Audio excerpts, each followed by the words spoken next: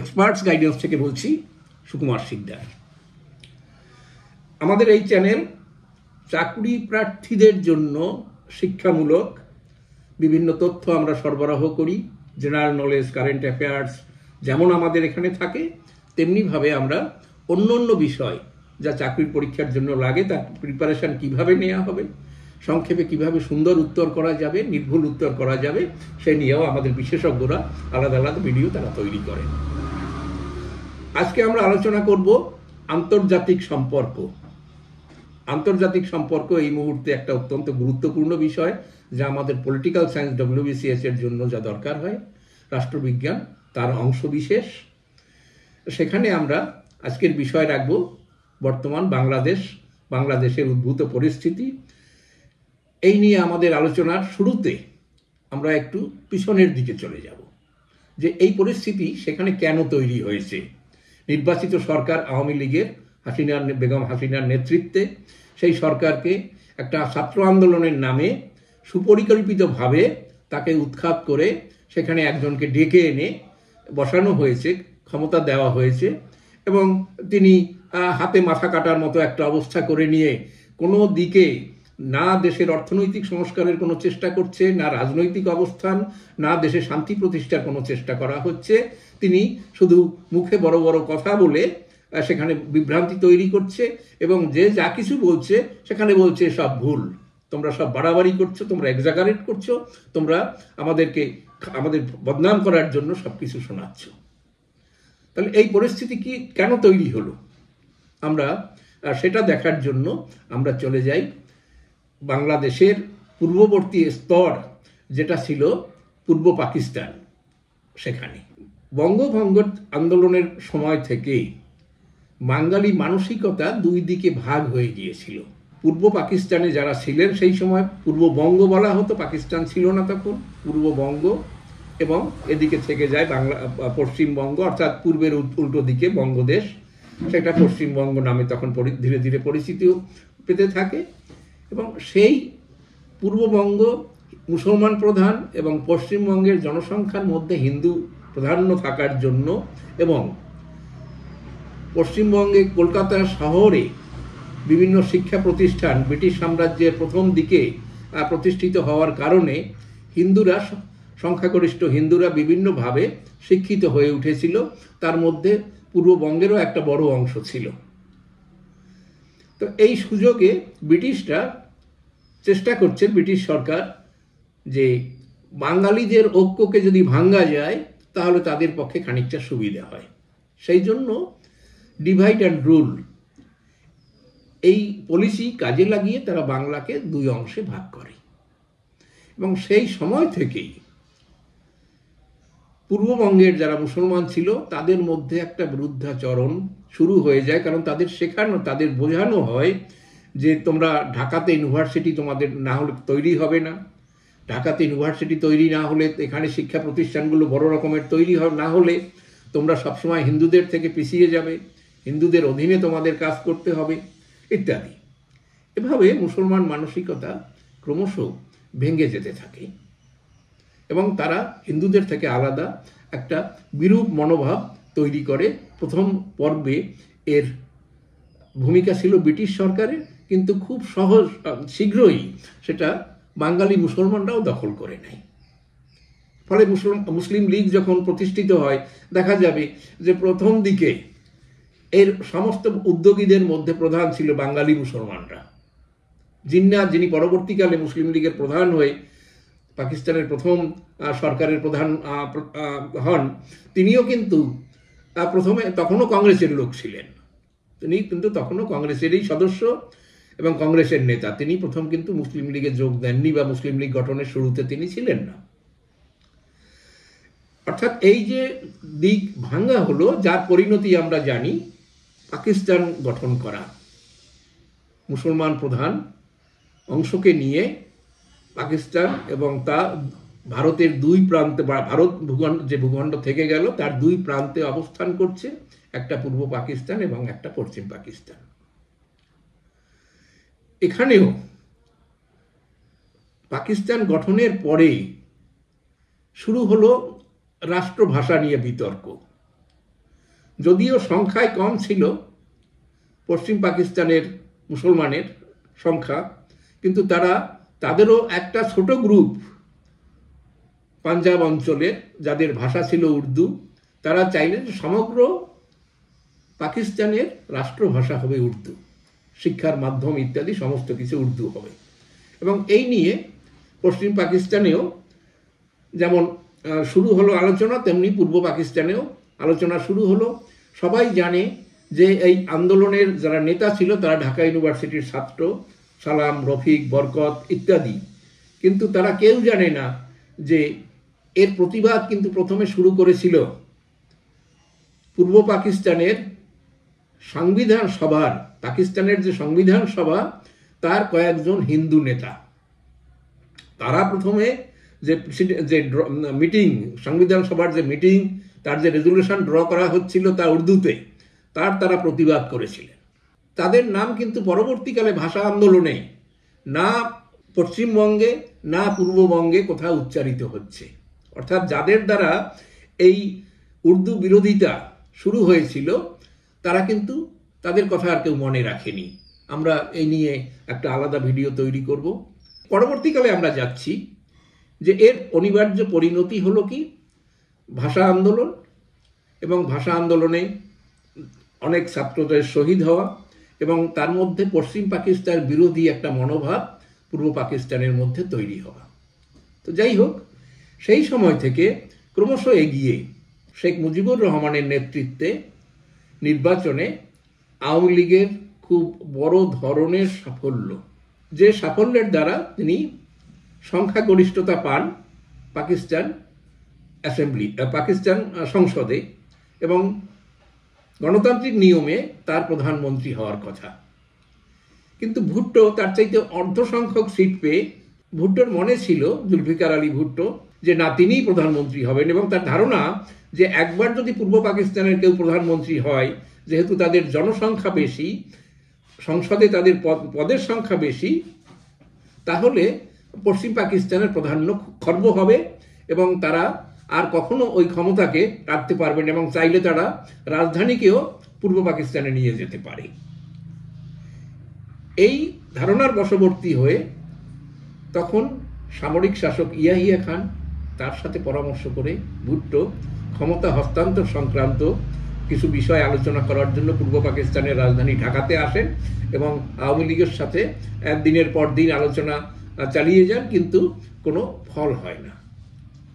25শে December বিকেলে তারা অকস্মাৎ পূর্ব পাকিস্তান ছেড়ে চলে যান, ভুট্টো এবং ইয়াহিয়া খান। কিন্তু এই আলোচনা পর্বে তারা পাকিস্তান সেনাবাহিনীকে সংগঠিত করে যায়। ভিতরে ভিতরে যে সম্পর্কে আওয়ামী লীগের নেতারা যারা ক্ষমতা পাবে, নতুন করে এদেশে শেখ মুজিবুর রহমান শাসন ক্ষমতা পাবেন, সেই সব বিষয় নিয়ে তারা এতটাই উৎফুল্ল ছিল যে তারা ভিতরে কি ঘটে যাচ্ছে সেটাকে তারা লক্ষ্য করেনি। তার পরিণতি হলো সেই 25শে ডিসেম্বরেই রাতে শেখ মুজিবুর রহমানকে অ্যারেস্ট করে পশ্চিম পাকিস্তানে নিয়ে যাওয়া, এবং বাঙালিদের উপরে সেই সামরিক বাহিনীর পাশবিক অত্যাচার। এক রাতে ঢাকা বিশ্ববিদ্যালয়ের কলেজ, হোস্টেলগুলো, তার উপরে আক্রমণ চালানো, ঢাকার পুলিশ লাইনের উপরে অত্যাচার চালানো, বিভিন্ন শিক্ষকদের আবাসনের উপরে অত্যাচার চালানো, এর ফলে হাজার হাজার লোককে একই রাতে তারা মেরে ফেলে। পরের দিন সকালে হঠাৎ করে মানুষ বুঝতে পারে কি ছিল আর কি হয়ে যাচ্ছে, ঢাকা ছেড়ে সবাই পালিয়ে যেতে লাগলো।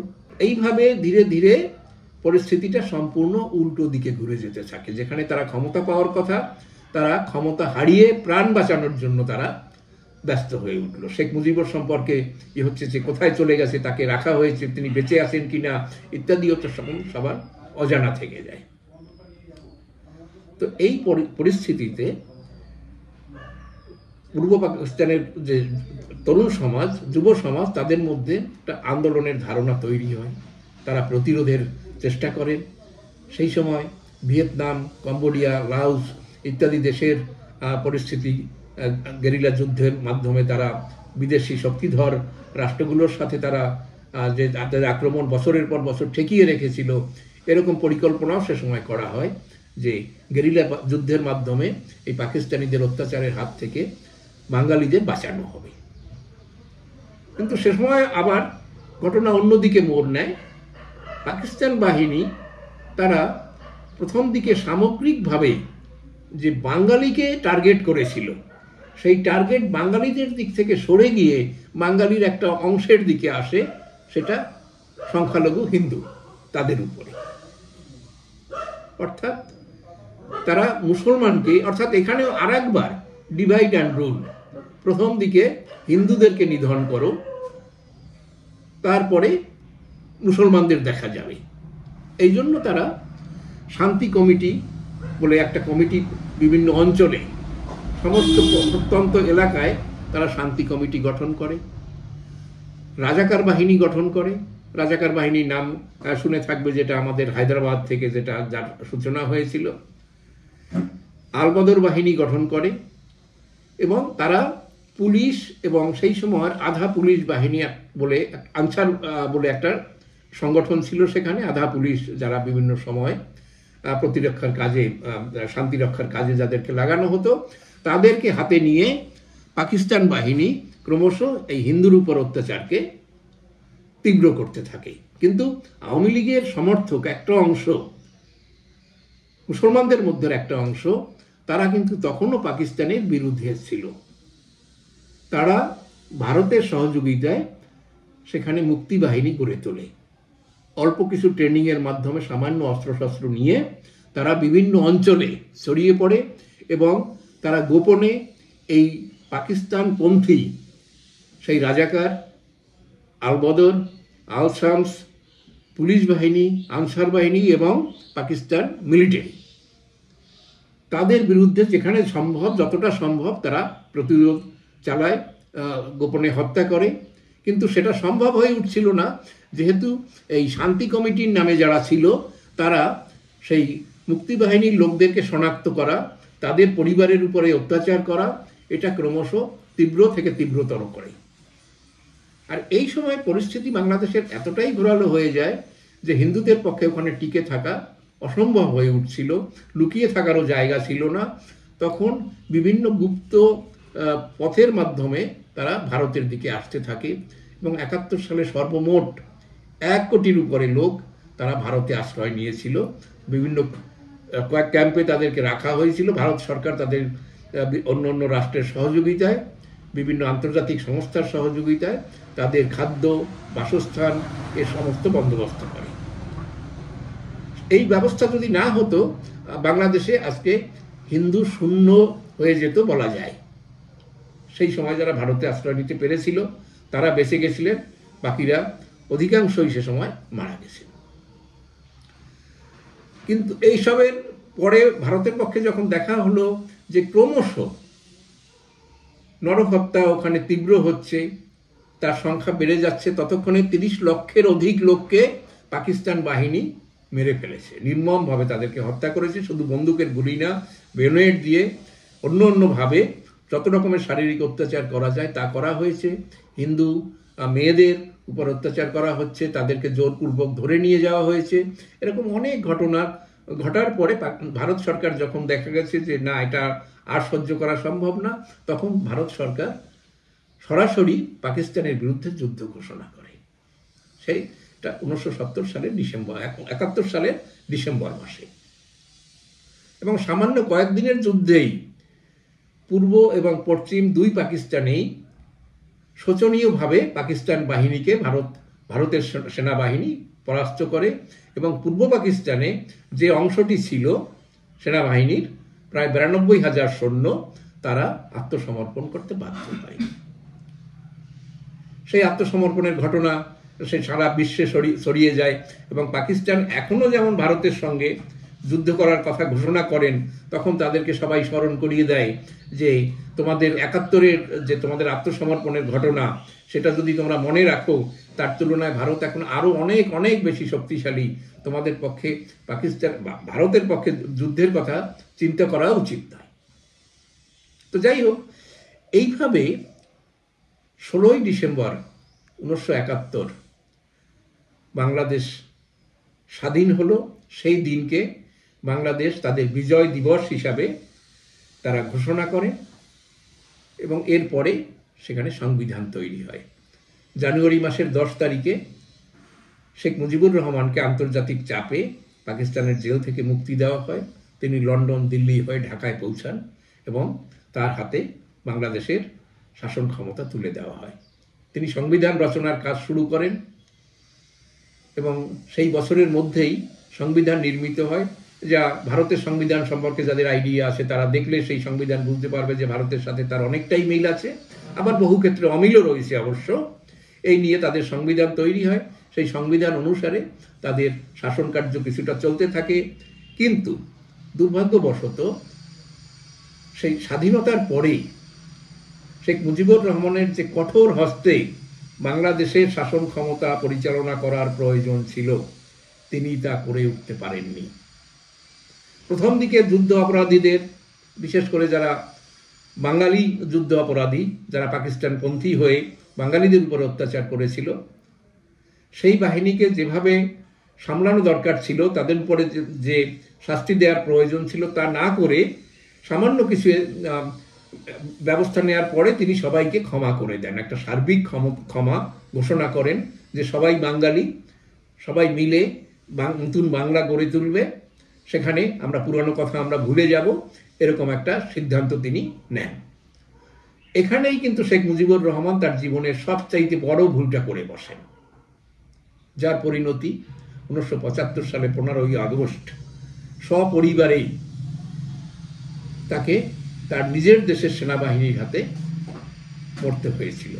এবং শুধু তাই না, তার বিশ্বস্ত আরো 4 জন নেতা আওয়ামী লীগের, যাদেরকে ইতিমধ্যেই কারারুদ্ধ করা হয়েছিল, জেলে ঢুকে বাংলাদেশ সেনাবাহিনীর লোকেরা তাদেরকে হত্যা করে। এরপরের ইতিহাস অনেক উত্থান পতনের। শেখ মুজিবের মৃত্যুর পরে সাময়িকভাবে তার ক্যাবিনেটের একজন, পূর্ব ক্যাবিনেটের একজন ক্ষমতায় বসেছিল কয়েকদিনের জন্য। তারপর সামরিক বাহিনীর লোকেরা ক্ষমতা দখল করে, তারা রাজনৈতিক দল গঠন করে নির্বাচনের প্রহসনের মাধ্যমে ক্ষমতা রাখেন কিছুদিন জিয়ে। তারপর আরেক সামরিক নেতা, তিনি ক্ষমতা দখল করেন। এইভাবে বেশ কিছুদিন চলতে থাকে এবং শেষে শেখ মুজিবের কন্যা, সেও এখানে এসে রাজনীতিতে যোগদান করেন। একাধিকবার তিনি নির্বাচনে জিতে ক্ষমতায় ছিলেন, কিন্তু তার ক্ষেত্রেও তিনিও একটু কঠোর হওয়ার চেষ্টা করেছিলেন। সেই 71 সালের সেই যুদ্ধ অপরাধীদের কিছু লোকের সাজা দেওয়ার চেষ্টা করেছিলেন, কিন্তু সেটা সবার পছন্দ হয়নি, যার জন্য তাকে ছাত্রদের আন্দোলনের নামে একটা আন্দোলন অনুষ্ঠিত করে তার মাধ্যমে ষড়যন্ত্রকারীরা, রাজনৈতিক ষড়যন্ত্রকারীরা তাকে ক্ষমতা থেকে সরিয়ে দেয় এবং তিনি ভারতের সহযোগিতায় কোনোভাবে ভারতে এসে প্রাণ রক্ষা করতে পারেন। এরপর সেই ছাত্র আন্দোলনের যারা নেতারা ছিলেন, তারা বাংলাদেশের একমাত্র শান্তিতে নোবেল পুরস্কার বিজয়ী ডক্টর মোহাম্মদ ইউনূসকে দেশে ডেকে নেন, যিনি কোনো একটা শাস্তির খাড়া তার উপরে ঝুলছিল বলে বিদেশে আত্মগোপন করেছিলেন। তাকে দেশে ডেকে নেওয়ার পরে তিনি ক্ষমতায় বসেন। সেইভাবে চলছে, কিন্তু ইউনূস নোবেল বিজয়ী বলা হচ্ছে, তিনি শান্তিতে নোবেল পুরস্কার পেয়েছেন, কিন্তু দুর্ভাগ্যের বিষয় তিনি বাংলাদেশে ক্ষমতায় এসে শান্তি রক্ষার কোনো দিকেই যেতে পারেননি। অর্থাৎ তিনি ক্ষমতায় এসে না অর্থনৈতিক সংস্কার কিছু করতে পেরেছেন, না রাজনৈতিক সংস্কারের কোনো উদ্যোগ নিয়েছেন, না সেখানে এই শান্তি প্রতিষ্ঠার কোনো উদ্যোগ নিয়েছেন, বরং নিজেকেও একজন সেই কট্টরপন্থী মৌলবাদী হিসাবে প্রকাশ করছেন বিভিন্ন কাজকর্মের মাধ্যমে। এর অনিবার্য পরিণতি হচ্ছে সেই 71-এর মতোই বারবার ঘটে যাওয়া সেখানে সংখ্যালঘু হিন্দুদের উপরে অত্যাচার।